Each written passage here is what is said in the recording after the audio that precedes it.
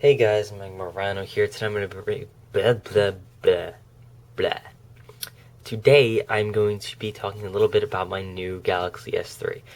Basically, as you can read in up yonder title, this is just going to be a brief overview of my first thoughts about the phone, stuff like that. So first of all, I'm going to take off this case. In case you are wondering, it's the Incipio NGP case in, well, black. If you can't tell that, I don't know what to tell you. Great case, I would highly recommend it. It's only 20 bucks from their site. Anyway, to the phone. First impressions are that this phone feels a lot more premium than it looks. You watching this now, you won't be able to tell because like all the other videos, you can't tell. But when you hold it, it feels solid. If you squeeze it here, there's absolutely no movement. Whereas on my Droid, it, as you can see, crushes in a bit. Even this back panel's loose. It wiggles a little. It'll like kind of creak if you push certain spots. This is solid. No matter where you push, it is solid. It feels good in the hand. It has a nice weight, but it's not heavy. And the corners are like really rounded, so it's actually comfortable to hold despite the massive screen. It is a bit of a stretch to get up here, but you can do it. You just have to kind of like shuffle. Like I normally hold it like this, say. So I can reach about here comfortably.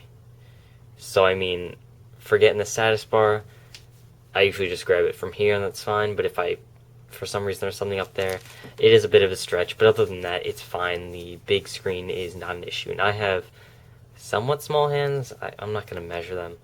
I'm only 17 and I'm not the tallest, so you can use that for reference.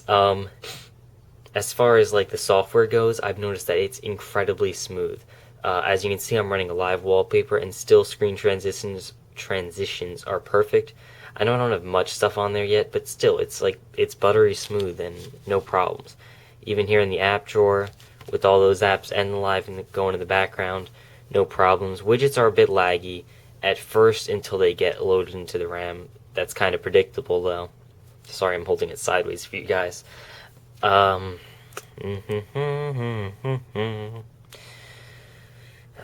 far as built-in stuff, yeah, there's a lot of bloatware, but the good thing with this is you can hide them. So look at all these bloatware-y things that I hid. So there's about 12 of them that I hid so far. I could hide a few more, but I'm interested in trying them out because I've never used TouchWiz before and I don't know about the apps, and you know, some of them might be good. You never know.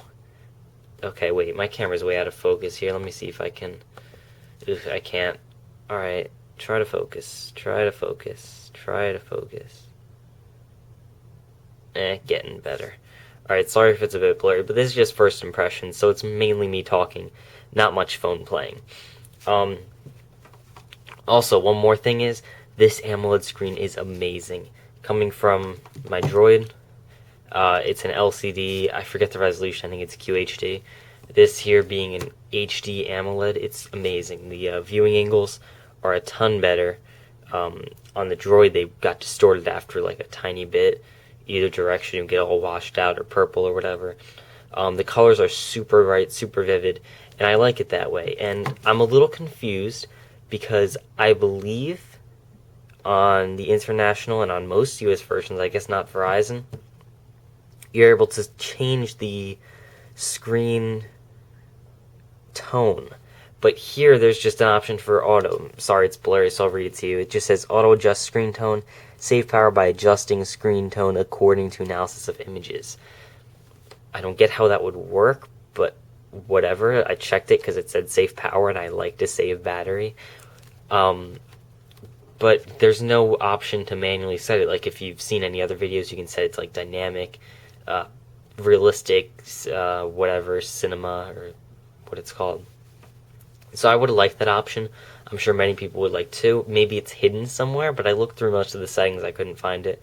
So if you know about it, let me know. Anyway, I'm going to talk about what's under the hood real quick. So this being the US version, it's got the Snapdragon S4 with 2 gigs of RAM, 2100 milliamp hour battery, which is amazing.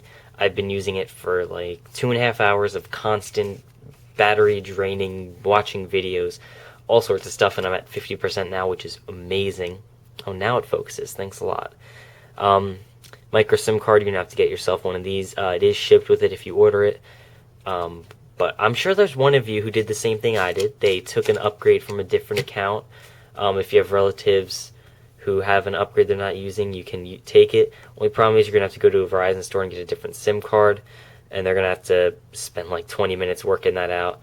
But, if you got a relative who has an upgrade they're not going to use, and they're okay with it, you can go ahead and use their upgrade, and it should work for you. But don't quote me on that. I'm not responsible for any money you waste.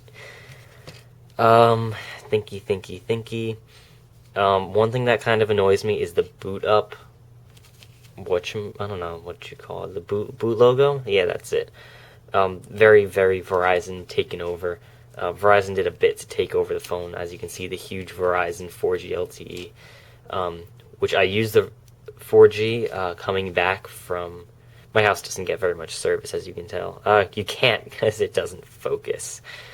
I have one bar right now, and I only get 3G. But coming back from getting the other SIM card and getting it reactivated on my account, I had a chance to try out 4G, and it was amazing. I was getting like 2 megabyte per second downloads. And also now at home here, I've been getting 3 megabyte per second downloads on Wi-Fi, which is amazing because on the Droid, I rarely got 1 megabyte. So I guess it's just the hardware that really accelerates it here. There's the boot logo. Starts off with the Samsung, and then it goes right into, the Galaxy S3, and then it goes into the Verizon 4G LTE boot logo, as you can see there. So that just boots up. Boot time's pretty quick, nothing too crazy.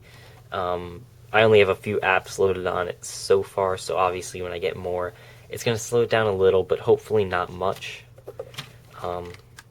Also, because it's removable, that means there's always the option for extended battery, although I doubt you'll use it unless you'll need one, unless you really, really need a huge battery. But seeing as this is so thin and it's so light and comfortable to hold, an extended battery really wouldn't be a problem. One last thing I want to mention. Right, I should say that I haven't had any major bugs. I have had tiny little glitches, like once I turned on the screen and it showed what was behind it before going to the lock screen, but that was with the face unlock, which I know that's still kind of experimental. With this normal lock screen, no problems. You can set weather, you can set news, stocks. Cool wallpaper I like is home screen, live wallpapers. You can do this news wall thing, which is really cool looking.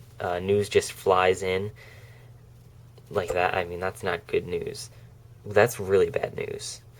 But, stuff like this. So that's really cool. I like that. I just want to get these headphones real quick. These are just, the standard Samsung headphones, but, being as I've never purchased a Samsung... Have I? Oh, no, I have... Sorry, I've gotten Samsung basic phones. I've never gotten a Samsung tablet or smartphone. This is my first time with their, standard headphones. I've got to say they're really amazing sound quality. They're so much better than Apple's because they're this in-ear style rather than the over-ear that Apple uses. Hold on a second. I'm sure Apple has this kind of hanging in the ear. Samsung's go in your ear, so it blocks out a lot more noise. This has a lot better bass and a lot more realistic sound. It's pretty amazing. Actually, I lied. One more thing I really like is all the motion gestures and stuff. Like right now, I have a text, I pick it up and it vibrates a little bit, just to let me know that there's a message. Whoops. Not a message. Email. Same thing. You can take a screenshot by swiping your hand like that. I accidentally pushed something before I took it, but see, there, that was better. You can take screenshots. If you have a call coming, you can flip it over, mute it. If you have music playing, you can flip it over music. If you're playing music, you put your hand over it, it'll stop it. A bunch of stuff like that. It's really, really cool. Also, my favorite one is if you're in... Oh, I don't want to show you my messages. Sorry. Yeah, that's my girlfriend, in case you care. That's why there's smiley faces. But, if you go, say, shut up. I haven't actually been in here yet.